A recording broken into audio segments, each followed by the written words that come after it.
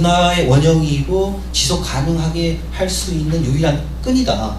그래서 그 끈이 어디가 있는가? 그게 사실은 마을에 있다. 그렇게 저는 좀 생각을 했습니다. 그래서 갯벌 공동체와 마을이라고 얘기를 좀 붙여봤고요. 그렇게 어민들은 갯벌이라고 하는 마을 어장이라고 하는 것들을 농가 반처럼 이렇게 이용을 해왔다.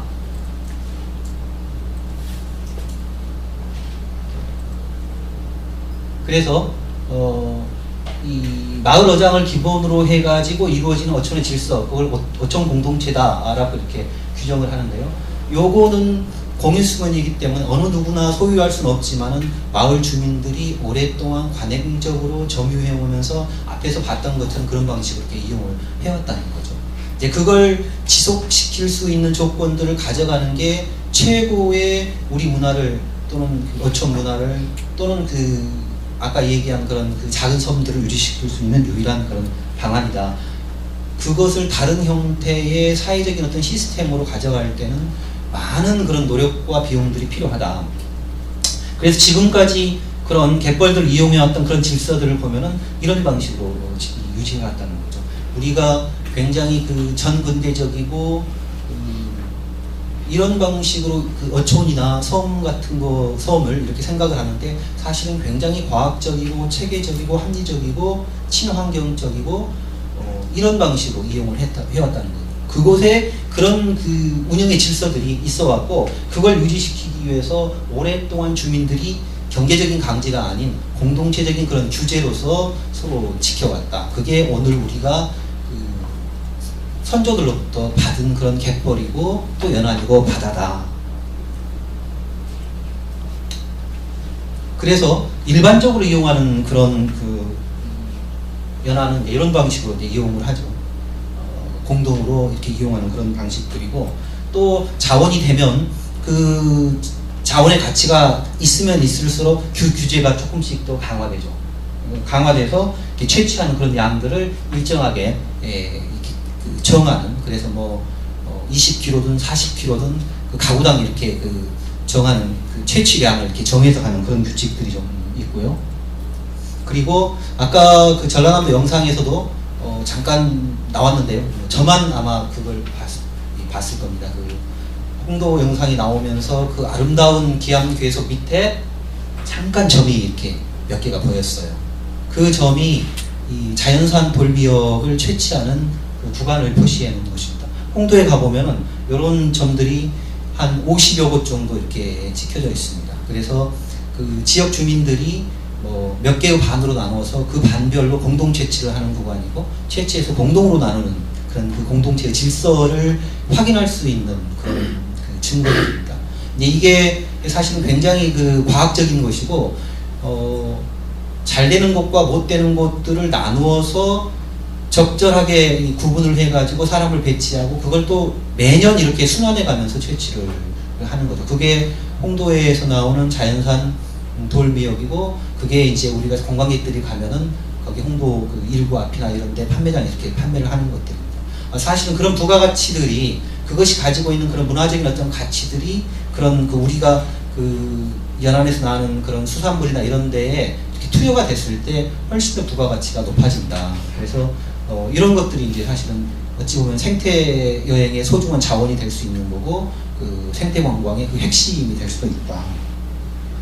이게 이제 연안을 지켜왔던 그런 질서들이라고 저는 생각을 했던 겁니다. 또 갯벌 같은 경우도 이렇게 나누어 가지고 이용을 하는 그런 사례들도 또 있습니다. 미역 김 과정도 마찬가지고 이렇게 바지락이나 이런 것들도 이런 경우에는 이제 아까처럼 똑같은 형태는 아니지만은 마을 구성원들이 가지고 있는 자기 자본력이나 노동력에 따라서 이렇게 만든 경우들도 이렇게 있습니다. 최근에 이제 아까 얘기했던 그런 공동체적인 질서 이런 부분들과 조금 반하는 그런 것들도 좀 나오고 있습니다. 전라남도는 일찍부터 무산김이나 또는 전복이나 이렇게 현지의 어민들을 중심으로 해가지고 주식회사를 만들어서 다른 어장 이용이나 또는 연안 이용 방식의 모델로 이렇게 많이 벤치마킹을 하고 있습니다.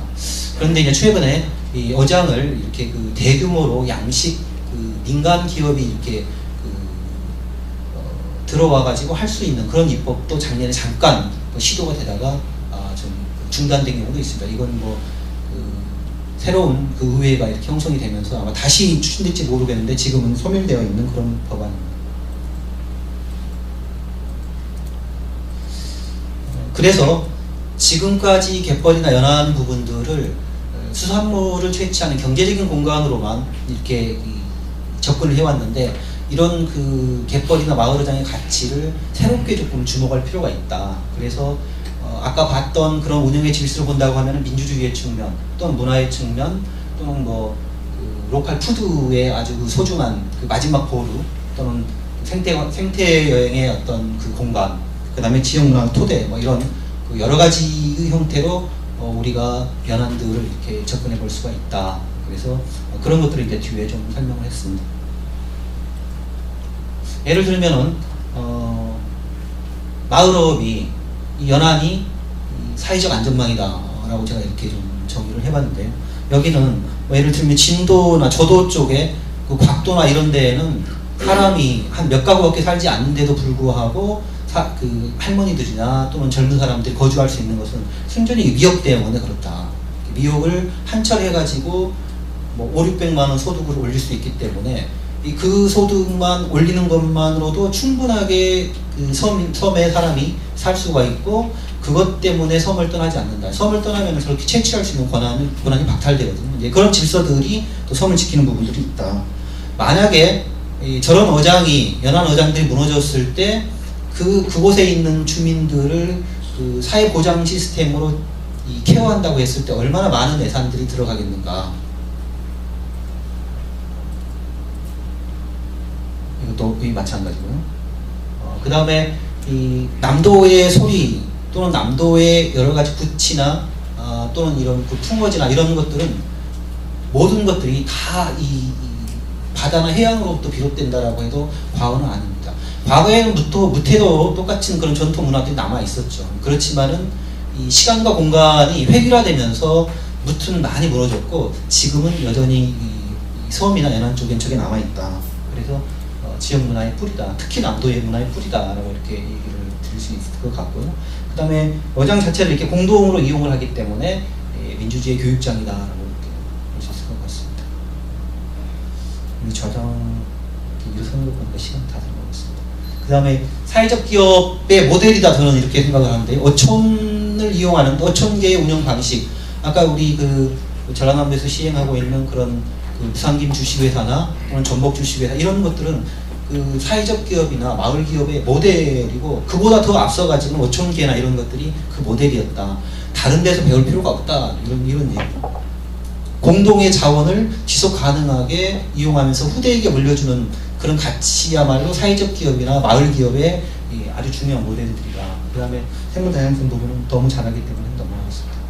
그래서 생태여행이 최적지고 남도 음식 또는 한국 음식의 뿌리다. 그렇기 때문에 이제 보존을 하고 있는 부분들이고 이걸 더 그 지속하기 위해서는 그 지금 마을어장이나 연안 이 섬이 가지고 있는 그런 가치를 지속하게 해주는 것이 필요하다. 그 질서가 지속되게 해주는 게 필요하다. 이런 얘기고요.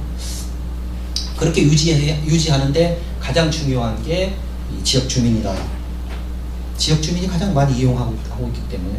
그런데 지역 주민만 가지고는 안 되죠. 이제는 이 갯벌이나 섬은 그 지역 주민들만 이용할 수 있는 공간이 아니고 공공재의 성격이 강하게 지금 그런 형태로 이렇게 바뀌어가고 있습니다. 그래서 시민들이 들어올 수 있는 영역들을 더 많이 이렇게 넓혀줘야 되죠. 근데 시민들이 들어올 수 있는 영역은 문화라고 하는 영역으로밖에 시민들이 이렇게 수용할 수밖에 없다. 그래서 문화적 가치가 더 이렇게 투여돼서 시민과 지역 주민이 그걸 이렇게 공유하는 이런 것이 좀 필요하다.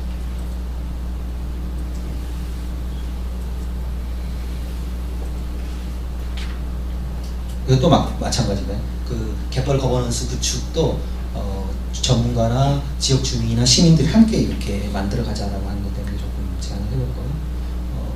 특히 전라남도 같은 경우에는 많은 그 40몇 %의 갯벌들을 가지고 있기 때문에 최소한 전라남도의 이 보호구역 안에 또는 보호구역 배후에 갯벌 생태마을 이런 모델 정도는 하나 있어서 다른 연안 지역의 주민 또는 그 단체들이 와가지고 좀 벤치마킹을 할 수 있는 그런 마을 정도는 하나 좀 만들었으면 좋겠다. 이런 것들 때문에 제안을 해봤습니다.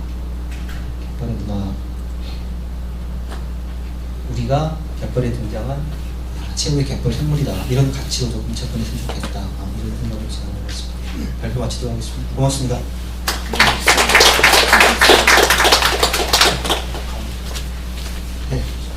시간을 좀 많이 드리면 좋겠는데 저희가 딱 정해진 시간이 됐기 때문에 아쉽게 그 발표 시간을 좀 지켜야 할 것 같습니다. 재밌는 발표 들으셨고요. 질문에 대해서는 좀 나중에 토론 시간에 한꺼번에 토론과 질문을 진행하도록 하겠습니다. 두 번째 의제로 넘어가겠습니다. 순천대학교 김준선 교수님의 순천만의 효율적 관리 전략과 미래 비전에 대한 주제를 가지고 발표를 듣겠습니다.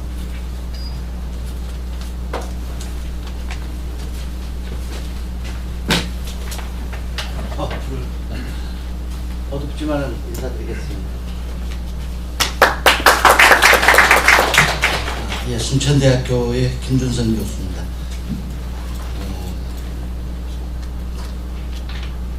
제가 순천만에 대해서 발표를 하는 것은 우리가 자연환경의 이용에 있어서 과거에 어떤 생각을 가져왔고 현재 우리가 자연환경을 어떻게 관리하느냐에 따라서 이 자연환경 자원의 가치가 틀려진다는 걸 여러분들 순천시 사례를 통해서 보실 수 있도록 소개를 하겠습니다. 이게 그냥 넘어가나요? 아니면 클릭하시면 클릭.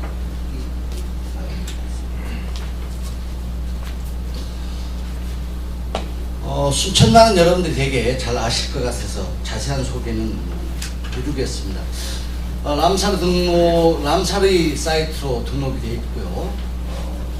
문화재로서 명승으로 지정이 되어 있습니다. 2011년에 프랑스의 미슐랭 그린 가이드북에서 순천만이 소개가 돼서 순천만 그 자체가 대한민국의 생태관광의 명소로 자리매김하고 있습니다. 그렇지만 이것이 불과 1, 2년 사이에 이루어진 일이 아니고 지난 10년 넘게 이 순천만에 대한 지속적인 관심과 보존 정책이 있었기 때문에 가능한 것이다라는 것을 말씀드리겠습니다. 15년 전쯤에 1996년 무렵입니다만 순천만으로 유입되는 순천 동천의 하도정비 사업이 세워지게 됩니다. 그리고 지금 순천만에 데크가 놔져 있는 광활한 갈대밭이 파헤쳐질 위기에 봉착하게 되죠. 그러니까 이 시기만 해도 우리가 자연환경, 갯벌 이런 거는 개발의 대상이지 보존을 통한 지속가능한 이용을 한다 이런 패러다임이 아직 세워지지 않았던 시기입니다. 그렇지만은 몇몇 환경단체와 시민들이 거센 항의 그리고 학술단체의 지원을 받아서 결국은 1998년, 99년이든가요 이게 계획이 취소가 되고 이때 순천만에 날아드는 흙두루미가 매우 생태적으로 보존 가치가 또는 존치 가치가 높다는 걸 알게 되고 당시 유행했던 지방의제 20일에 흙두루미의 숫자를 지방 20일을 실천하는 지표의 하나로 삼게 됩니다. 당시 일어났던 여러 가지 그 토론회를 했던 모습들입니다. 이것들은 당시 아마 행정으로서는 성가신 일이었을 겁니다. 그렇지만은 시민단체와 학계, 나중에는 물론 순천시가 동참을 했습니다만 이러한 노력들을 통해서 순천만 동천 하도정비 사업이 캔슬됐다는 것을 말씀드립니다. 순천만의 생태적인 가치는 말씀드리지 않아도 잘 알 것입니다.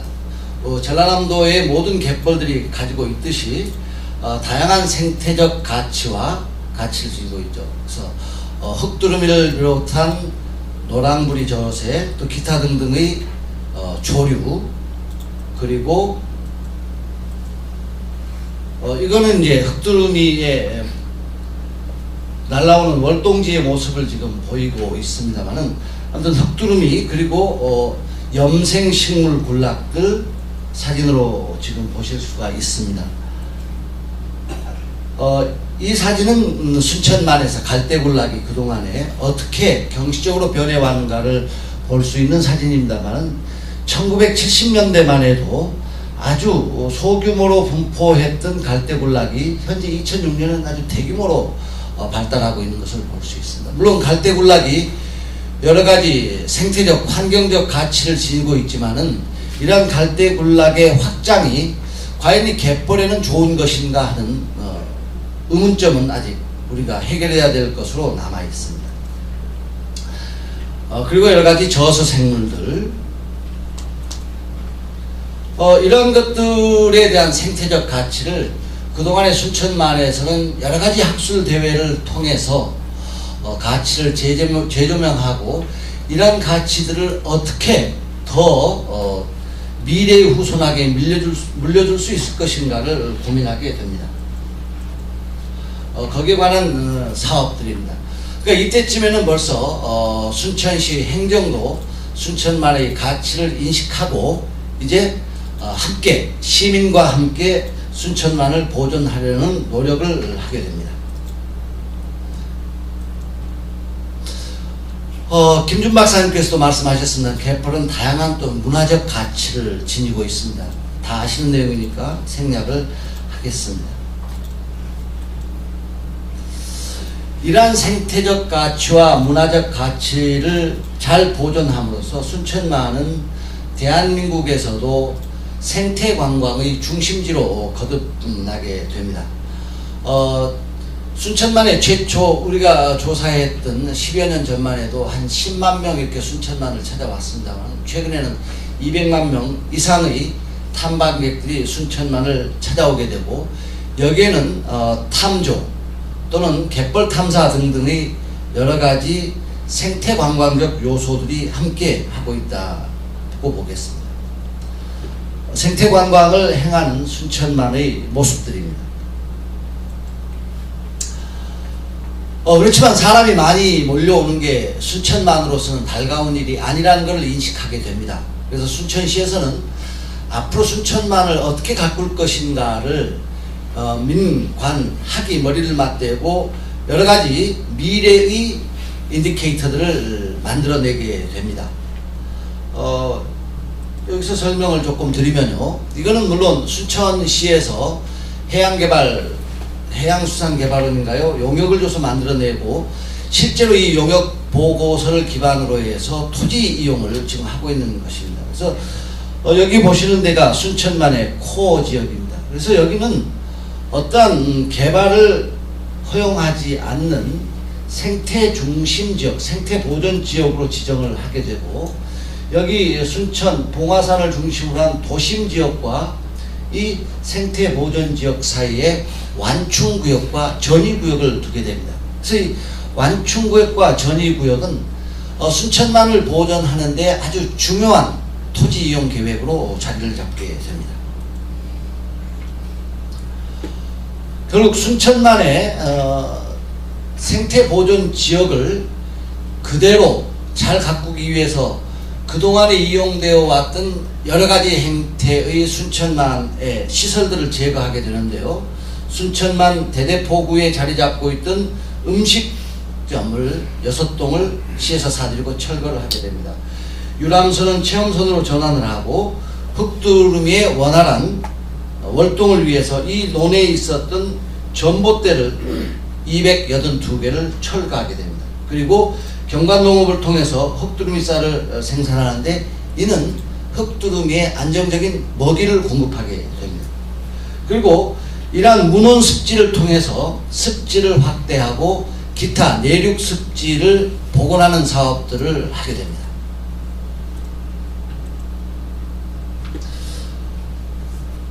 제가 앞서서 지방의제 20일에 흙두루미의 숫자를 순천만 보존 활동의 지표로 삼았다라는 말씀을 드렸습니다.